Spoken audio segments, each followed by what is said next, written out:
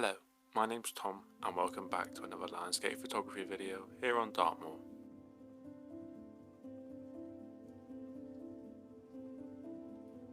I'm heading up to a new tour for me today, a somewhat hidden down tour, which is dwarfed by the likes of Leather Tour and Sheep's Tour. As I make my way up to 366 metres above sea level, you'll notice Barrow Reservoir just behind me, with Sharpie Tour and Leather Tour to my right. As the winds bellowed from the east, it created such superb conditions to be able to record some fantastic time lapses.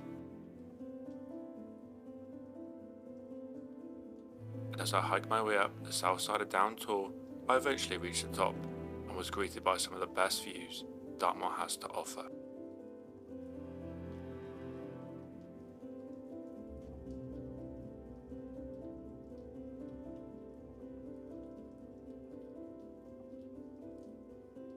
Before leaving, I watched the clouds pass over towards Princetown and Great Mist Tor.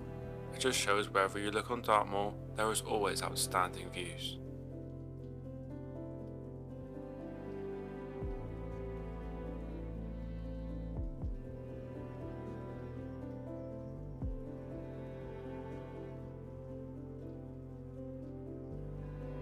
As I left Down Tor, I headed north, and as I made my way up the hill, I had arrived at a location of what I had been searching for.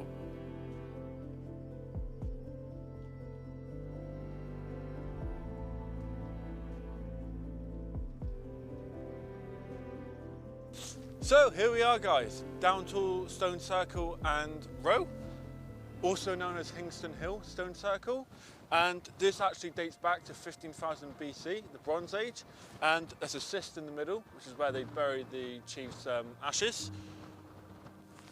What a fantastic day to be on Dartmoor. You'll hear it's actually quite windy, so I'm going to be struggling to take some decent clips of me taking photos, so I'm going to have to voice over what I'm doing, but can I just say, wow, as you would have seen at the start, it's absolutely incredible up here. You've got speechless, it's incredible. I mean, what a view. What a privilege to be up here. Absolutely insane. Wow, that's all I can say. I'm just down from Down Tor now, which is where we're situated, but the view is insane. It's definitely one of my favourite tours. Wow, it's just incredible. Wow. So you should hopefully be able to see the stone circle, of course, where I'm stood, and the stone row is coming down here, and I'm pretty sure there's another stone circle, or cairn I think they're called, up the top up there, which is really cool. So I've taken a few photos, I'll be honest. I've actually been over that way, just explore the surroundings, and I found some frog spawn frozen in like a little bit of pond, which I've got some really nice photos of. Just show you the clip.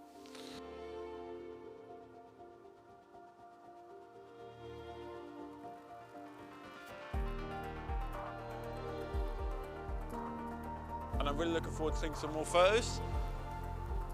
Even these clouds pushing over are just making it look fantastic, and the time lapses you would have seen it all even more fantastic. But yeah, let's get to it. Yep, that's how windy it was. So for this composition, I was making sure I was low down to be able to get the stones in the bottom of my frame and as much sky as I could get into. I chose this angle because I was able to get the clouds perfectly framed in the top half of the composition and the stone circle in the lower half. I made sure to take the photo when the sun was on the stones, and then also the darker patches in the background as the clouds passed over in the sun in the distance.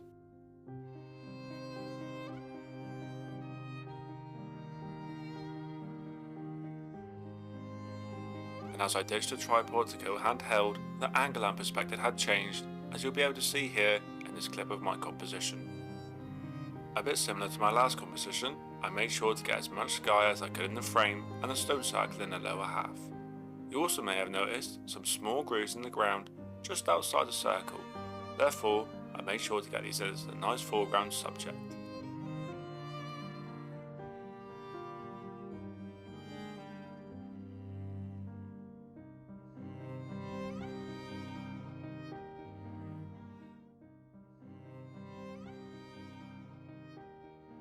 So, sun's just come out, very briefly, it's just about to disappear behind the cloud. Perfect time then for some hot chocolate.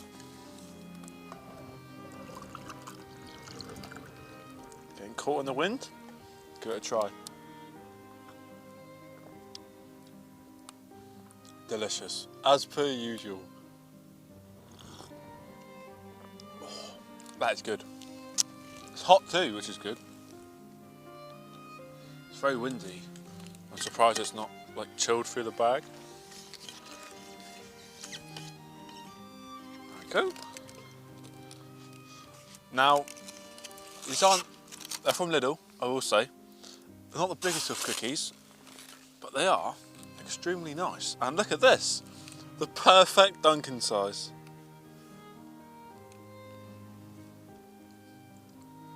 And as I finished up dunking my cookies, I made my way back down towards Dartmoor.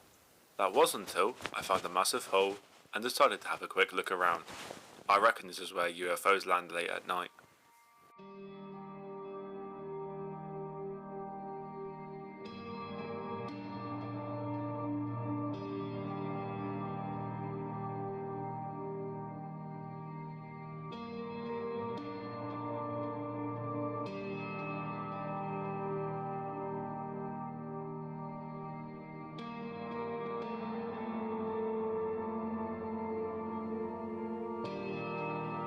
Hello everyone, I'm back. Look what I found. How cool is this? It's like a mini waterfall on the left and one on the right too. There's also one at the top there. And the sun is just coming through the trees. Some really, really nice reflections onto the moss. ND filter. I will be using the ND8 filter compared to the ND1000. I think the ND1000 filter will give me too long of an exposure. The ND8 I think is just going to be perfect. So let's get to it. It's going to be good. Now you'll have to excuse me here. I went into full creative mode and completely forgot I was recording. But here you see me get up nice and close to the waterfalls to find some interesting compositions.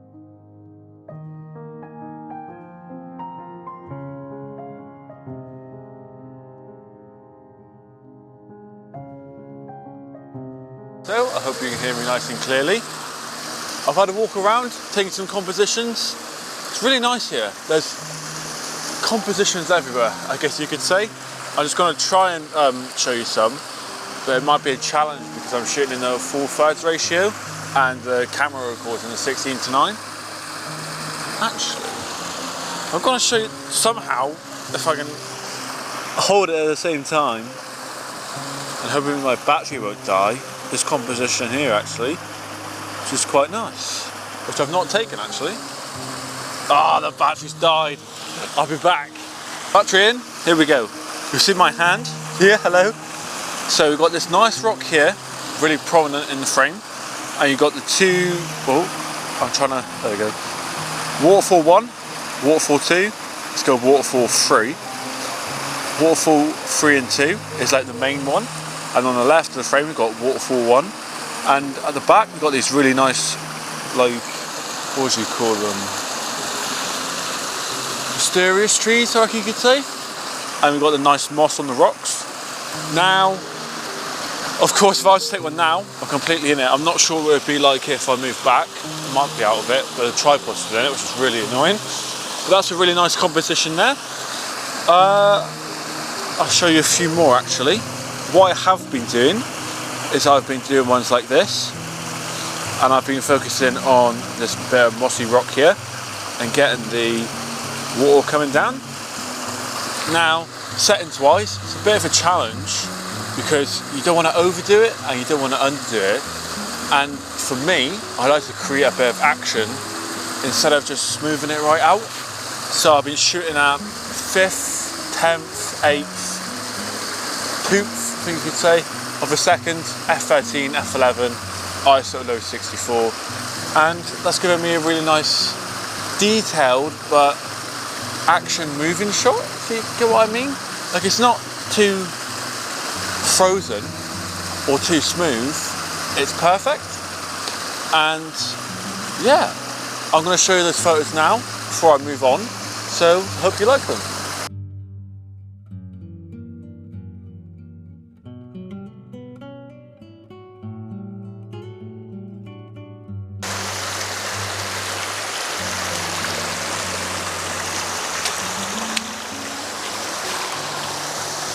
So, for this composition, I'll just show you, if I possibly can. Yep. It's a bit of a basic one, I'll be honest, but we've got the waterfall here, and I'm just trying to get a nice photo of the water coming downwards. So, to achieve that, I'm using manual mode. I've got the 14 to 42 millimeter on, ND8 filter, and my settings I'm going to go for are f13, second of a second, tooth of a second, I'm not too sure on that one, ISO low 64, just take one, see what it's like. Yeah, nice. I'm actually just going to bring it down a bit to get some more movement in the photo, like so. And yeah, just a nice basic photo. I'll put it up for you now. So yeah, just quick and easy composition, and I hope you like the photo. And there we go guys, that's where I'm going to say goodbye. So a massive thank you for watching today's video. Hope you enjoyed it. I've really enjoyed being out here on Dartmoor today. It's been absolutely fantastic. And therefore I hope you enjoy my clips, time lapses and photos. And a massive thank you for watching, and I'll see you soon.